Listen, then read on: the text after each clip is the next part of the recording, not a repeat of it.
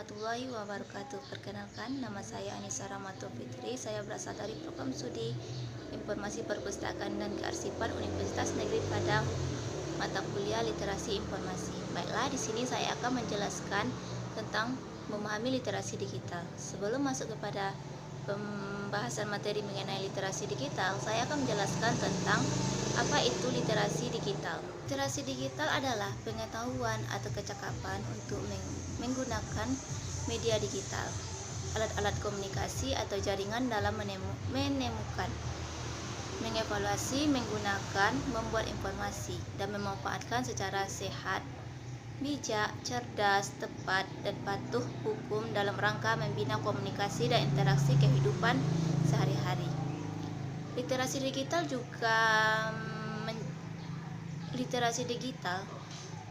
juga merupakan kemampuan menggunakan teknologi informasi dan komunikasi untuk mengkomunikasikan konten atau informasi dengan berfokus pada aspek kognitif dan sosial emosional dalam dunia lingkungan digital. Baiklah, saya akan menjelaskan tentang memahami literasi digital. Perkembangan media baru yang dimulai dari internet dalam bentuknya yang paling awal sampai dengan yang paling mutakhir, yaitu media sosial sekarang ini menunjukkan bahwa media baru berkembang dengan dinamis dan sangat cepat. Berdasarkan perkembangannya, terdapat 3 fase perkembangan internet sampai dengan munculnya media sosial. Perkembangan itu adalah sebagai berikut. Yang pertama adalah fase 1.0, adalah yang dimana sistem berjaringan berbasis komputer dari kognisi manusia. Internet pada fase ini tidak jauh berbeda. Internet pada fase ini tidak jauh berbeda dengan media massa yang lebih berfungsi mendistribusikan konten dan tidak memberikan kesempatan bagi pihak lain berperan dalam produksi konten yang sama. Konten yang ada tidak bisa dikomentari dan disebarkan kembali dengan cepat. Produsen dan pengguna konten juga masih terpisah, dan posisi keduanya tidak bisa dipertukarkan. Yang kedua itu fase 2.0, yang dimana sistem berjalan berbasis komputer dari komunikasi manusia. Pada fase ini, internet memungkinkan terjadinya komunikasi secara langsung sebagai pihak dengan fleksibel,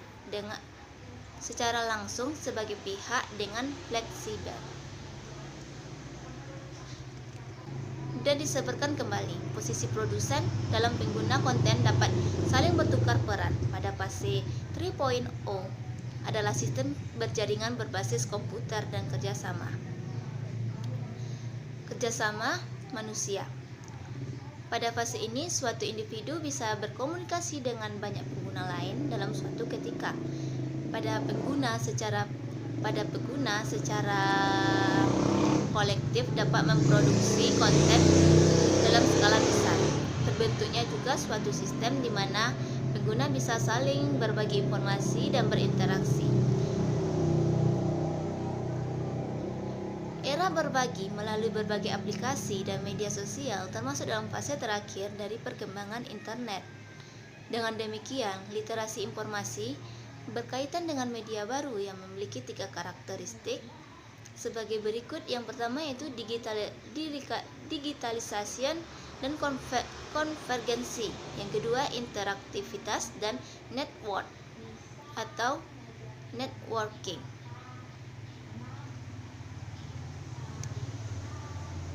Ketiga karakteristik dalam literasi digital terdapat 3 hal literasi media yang memiliki 3 elemen di dalamnya. Elemen yang pertama yaitu adalah kompetensi atau keyakinannya yang mesti dimiliki oleh individu ketika mengakses media baru. Kecakapan ini adalah unsur utama dan yang terpenting. Elemen kedua adalah lokus personal, yaitu individu yang berinteraksi dengan individu lain. Pada titik ini, konsekuensi sosial dari literasi digital akses game daring. Lokus personal tidak hanya berkaitan dengan diri mereka, melainkan juga dengan individu berinteraksi dengan individu lain dan komunitas. Dengan demikian, lokus personal juga memiliki konsekuensi sosial. Ketika berhadapan dengan media baru, individu dapat memiliki 3 posisi, yaitu individu yang termediasi, dan kemudian individu yang virtual, dan individu yang berjaringan berbagi dari kolaborasi dengan individu lain melalui media baru. Selanjutnya yaitu saya akan membahas tentang 10 tahapan kompetensi literasi digital JAPLID. Kompetensi adalah elemen terpenting dalam literasi digital. Kompetensi dapat dipelajari dan dikuasai oleh individu. Kompetensi juga merupakan keterampilan yang bertahap dan penguasaan kompetensi yang lebih mendasar diperlukan untuk menguasai kompetensi selanjutnya. Kompetensi literasi digital terdiri dari 2 jenis, yaitu literasi digital fungsional dan literasi digital kritis. Berikut adalah 10 kompetensi literasi digital JAPLID yang digunakan dalam buku panduan ini. Yang pertama yaitu adalah mengakses. Kompetensi yang pertama adalah mengakses. Kompetensi mengakses mengacu pada serangkaian keterampilan dan teknisi yang diperlukan bagi seorang individu ketika berinteraksi dengan media baru. Contohnya adalah seorang individu membutuhkan informasi mengenai cara mengoperasikan komputer sebelum mengolah konten yang akan diunggah di media baru. Bagaimana untuk mencari atau menemukan informasi? Bagaimana menggunakan teknologi informasi, misalnya internet dan sebagainya. Menyeleksi. Kompetensi yang kedua adalah yaitu menyeleksi, yang dimana kompetensi ini adalah kemampuan individu untuk memilih dan memilah informasi yang didapatnya dari media baru. Individu yang menguasai kompetensi akan membuang informasi yang tidak diperlukan atau informasi yang tidak benar. Selanjutnya yaitu kompetensi yang ketiga adalah memahami. Memahami adalah kompetensi yang mengacu pada kemampuan individu untuk memahami makna dari konten media baru pada tingkat literal. Contohnya, dari konten di media baru contohnya, kemampuan untuk menangkap pesan orang lain, juga ide-ide individu yang diduplikasi pada platform yang berbeda, misalnya buku, video, blog, Facebook, dan lain-lain. Dan untuk menafsirkan makna dalam bentuk pendek baru atau emoticon.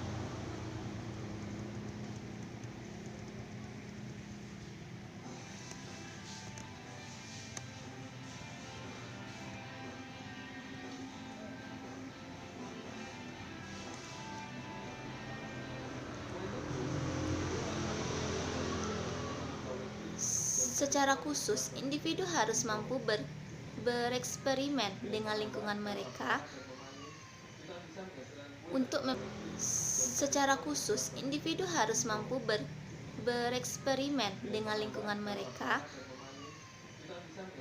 untuk memecahkan masalah, untuk menafsirkan dan membangun model dinamis, untuk memindai lingkungan mereka dan pergeseran fleksibel ke informasi penting, dan untuk menangani arus informasi dari berbagai jenis dan media. Kompetensi yang keempat adalah menganalisis. Kompetensi keempat ini mengacu kepada kemampuan individu untuk mendekonstruksi konten di media baru. Kompetensi ini dapat dilihat sebagai analisis tekstual semiotik yang berfokus pada bahasa, genre, dan kode beberapa jenis dan media. Kompetensi ini menjadikan individu menyadari cara produksi konten. Misalnya, pengembangan konten media yang menggunakan bahasa kreatif dengan aturan tertentu. Dan audiens atau pengguna, misalnya interpretasi pesan media akan bervariasi pada seluruh individu ketika mereka mendeskripsikan pesan media. Kompetensi ini secara konsisten menekankan bahwa individu seharusnya tidak hanya melihat konten di dalam media baru sebagai pengamat netral realitas, tetapi mengakui produksi konten sebagai proses subjektif dan sosial. Kompetensi yang kelima adalah memverifikasi. Kompetensi memverifikasi mengacu pada kemampuan individu untuk mengkombinasikan konten di media baru dengan menginteraksikan sudut pandang mereka sendiri dan untuk merekonstruksi pesan sudut pandang mereka sendiri dan untuk merekonstruksi pesan media. Misalnya, individu diharapkan untuk membandingkan berita dengan tema yang sama dari sumber yang berbeda. Kompetensi ini mengacu pada kemampuan untuk mengambil cuplikan konten dan menggabungkannya dengan makna tertentu. Ketika individu memadukan konten media, mereka akan menghargai struktur dalam makna terpendam dari konten atau bahasa. Selanjutnya yang keenam adalah mengevaluasi. Kompetensi ini adalah kecakapan mencakup kemampuan individu untuk mempertanyakan, mengkritik, dan menguji kredibilitas konten di media baru. Kecakapan ini merupakan kecakapan dengan level yang lebih tinggi dibandingkan dengan dua kecakapan sebelumnya dan membutuhkan kritisme individu pengguna. Kecakapan ini membutuhkan kemampuan individu untuk memaknai konten di media baru dengan mempertimbangkan isu-isu seperti identitas, relasi kuasa, dan ideologi. Lebih penting lagi, evaluasi melibatkan proses pengembalian keputusan. Misalnya yaitu membandingkan harga dari vendor yang berbeda melalui internet adalah tindakan sistensis. Sementara membuat keputusan vendor mana yang akan dibeli adalah tindakan evaluasi. Kompetensi yang ketujuh adalah mendistribusikan. Untuk menyebarkan informasi yang ada di tangan mereka. Dibandingkan dengan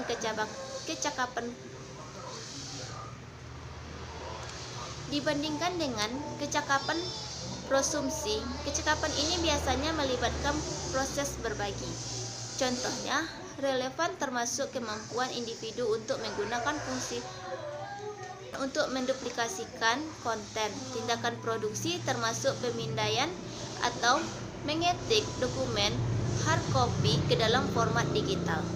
Memproduksi klip video dengan menggabungkan gambar dan materi audio dan menulis daring melalui blog atau Facebook. Kecakapan ini mengacu pada kemampuan untuk berinteraksi secara bermakna dengan perangkat yang memperluas kapasitas mental. Juga pada kemampuan untuk menangani alur informasi dari narasi di beberapa jenis konten dan sumber media. Selanjutnya itu kompetensi yang ke-9 adalah berpartisipasi, yang dimana mengacu pada kemampuan untuk terlibat secara interaktif dan kritis dalam lingkungan media baru. Misalnya, individu diharapkan untuk secara aktif ikut membangun dan memperbaiki salah satu ide-ide orang lain dalam media platform tertentu. Misalnya itu blog, chat room, Facebook, dan lain-lainnya. Dengan kata lain, kecakapan ini menyatukan pengetahuan dan membandingkan catatan dengan orang lain mencapai tujuan bersama. Berpartisipasi akan membutuhkan keterlibatan individu yang konstan dan interaktif untuk berkonstruksi konten. Dibandingkan dengan 8 kecakapan sebelumnya, berpartisipasi berfokus secara eksplisit pada koneksi sosial, menghargai kontribusi masing-masing individu.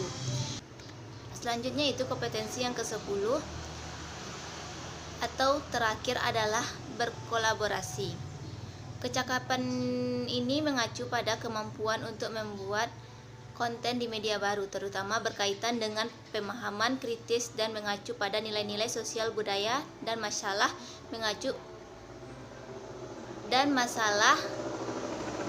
Masalah ideologi. Tidak seperti kecakapan berpartisipasi, berkreasi biasanya membutuhkan inisiatif dari individu sendiri dibandingkan dengan interaksi. Interaksi bilateral antara individu, misalnya pertama dari sebuah tren dengan kekritisan akan penciptaan, sedangkan refleksi berikut adalah komentar atau reaksi dari tren tersebut akan dilihat sebagai tindakan partisipasi. Kompetensi berpartisipasi dan berkolaborasi adalah kompetensi yang unik dan khas yang diformulasikan oleh Japelidi dan sangat berkaitan dengan konsekuensi sosial dari literasi digital. Individu semata tetap juga bagi kompetensi koleksi sosial. Di sini penjelasan materi tentang mengenai memahami literasi digital. Semoga dari penjelasan saya tadi bisa memberikan manfaat bagi kita semua. Assalamualaikum warahmatullahi wabarakatuh.